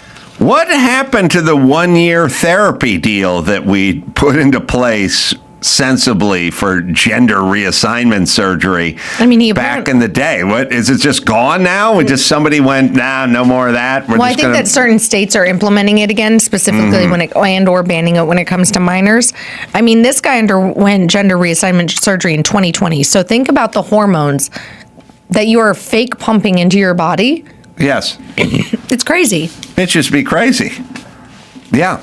I just think that. Look, between all the serotonin reuptake inhibitors we're pumping into the young people and all these fucking trans hormones, your fucking brain is scrambled. Yeah. Of course you're going to do something dumb. I'll let you clear your throat, but something I thought about, maybe Dawson will remember this. Tucker Carlson used to talk about this guy. Remember the Canadian shop teacher that had the triple G tits that were like inflatable? He was just walking around with the giant tits, and he like the school board. I love Canada because they're like, oh, geez, what do we do? What do we do? Tell that crackpot to go home. He can't work in front of kids. He's a boat but they're like, no, but he's got to. I don't. Do you remember this story? Oh, I do. I don't know. It was literally like a shelf. Right, but whatever happened to that fella who insisted on showing up to school? Like, was he goofing on the system? No, I think he really wanted to. And the school board had to defend him and let him teach because they're Canada and you can't judge. It's just gross. And it's sad. Wait. And I would yank my kid out of that school so fast. Hold on. I'm looking at a screen. Something's on my screen. Now it says he then also shot himself. But you're talking about the school. You're talking about the hockey game, right? Yeah. But it'd be nice if this guy shot himself too, right? I mean, wouldn't that be good? Oh, what? Is this person still teaching shop? I'm not going to say that they need to kill themselves. I'm going to say that Canada needs to grow a pair and and make this person, quit, fire, resign. Well, this story's like 7 years old, so I don't know what the hell happened. I'll tell you what, Andrew, circle it because tomorrow we'll follow up on the Canadian with the triple G's. I'll be here tomorrow to follow up on that. Please remember. All right, I'm going to be, as I said, in Dallas, Texas at Hyenas, doing club shows, couple shows February 27th, 28th, Friday, Saturday. adamcarolla.com is where you go. Jackie Fabulous, her Hulu special, You Can Leave, is available as we speak. Alicia Krause, op-ed for the Washington Examiner, always bringing the verbiage. And until next time, this is Adam for Alicia and Jackie saying mahalo.